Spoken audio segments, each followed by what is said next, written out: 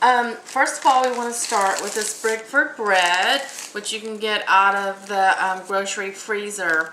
And I let mine sit out overnight, and it expanded too much. But usually it comes in three loaves, and you can use it for pizza or rolls or whatever. But anyway, since it's already expanded, I'm just going to cut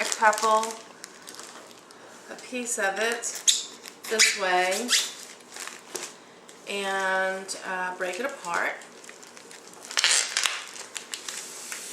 But you see how easy this is, and you're just going to be amazed. To keep it from sticking to your hands so much, I always tend to use a little bit of flour. And you also want to flour up your counter space. Make sure that you bleach your counter space down pretty good and wipe it up real good before putting this on. And then you just take your bread and you get it good and floured so it won't stick. This, like I said, this is the recipe that stole my husband's heart. And he knew that he'd never find another woman to make this bread for him. So he married me. I think there was more to it than that, but I like to think that this was my secret device in trapping him. Better than pregnancy, I guess. Anyway, you just roll it out. Roll it out. It's going to have a lot of elasticity to it, but you know, after a while it'll give, and you just keep rolling. This is good exercise for your arms and your hands.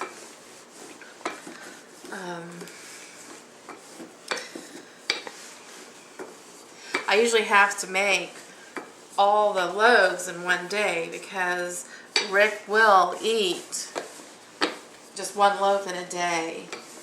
He's not a heavy man either. He's actually a very thin man.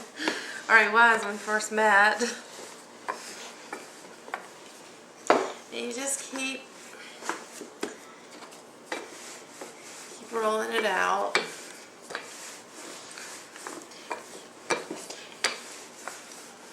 You probably want to do this. These are really good when they're warm.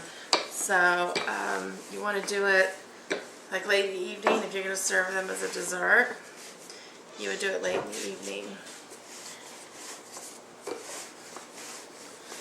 It's starting to do it, to spread out some.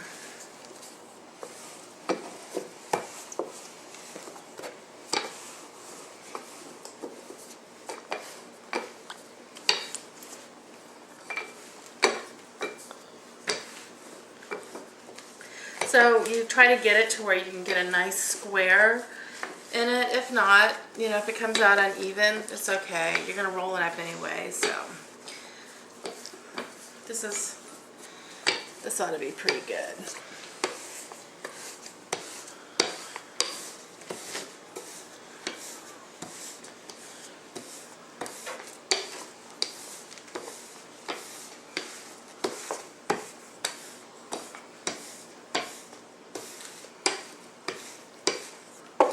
Okay, so we don't have a perfect rectangle, but it's okay.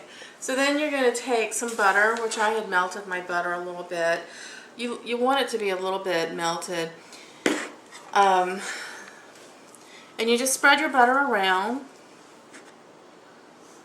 If you have nuts to put on this, it's really good with nuts, but today we don't have nuts. I'm nutty enough.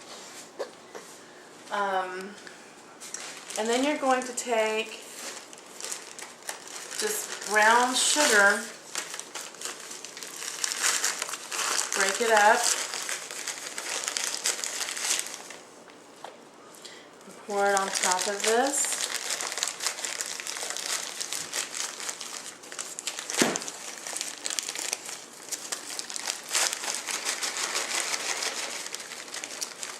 I don't measure anything, so you just, you know, make sure that your bread here is totally covered with the brown sugar.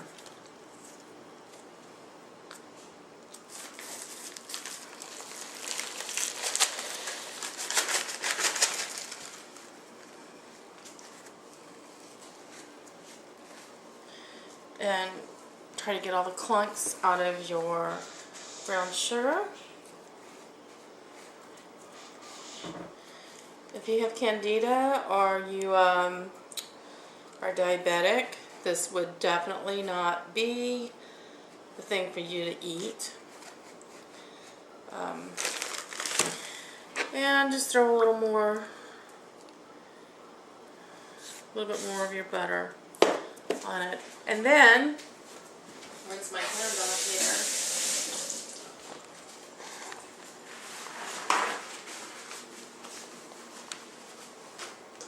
Then you're just going to take cinnamon and just pour cinnamon over this. I always like to say the gooier, the better. And now we're going to add our blueberries. We actually still have blueberries left. I'm surprised. Just the more the merrier. Okay, and then I like to take in the sides a little bit to tuck it, and then you just roll it.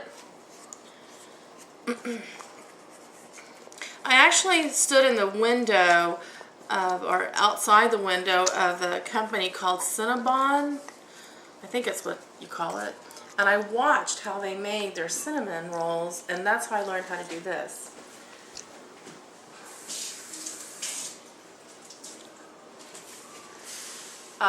But I guess it doesn't take a mad rocket scientist to figure out really how it's done.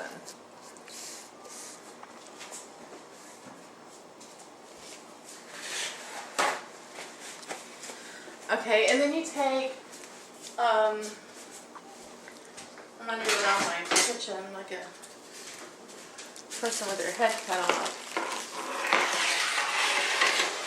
I just take a pan and I put some parchment paper on it.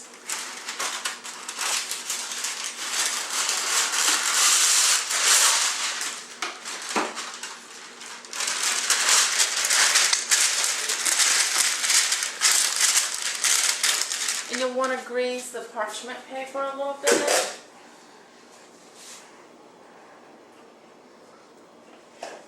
Which I take a little bit of butter.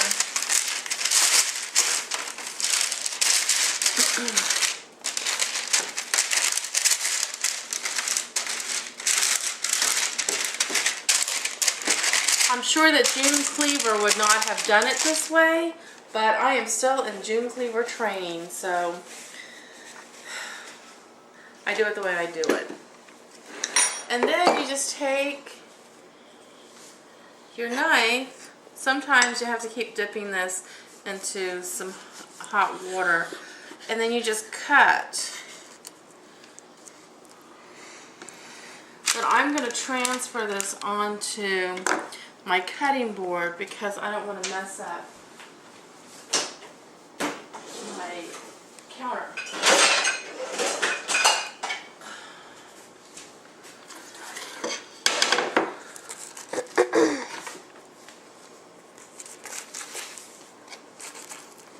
So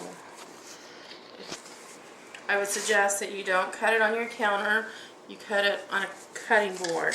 And then you just cut it and pick it up because it's going to be ooey and gooey. And you place it onto the parchment paper.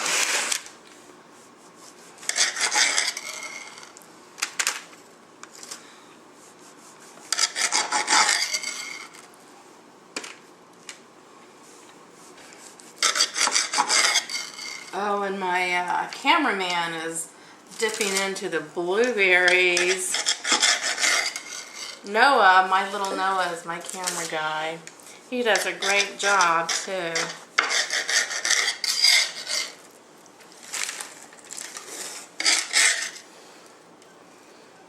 And then we'll take this last one and just sit it here. Oh, these are going to be spectacular.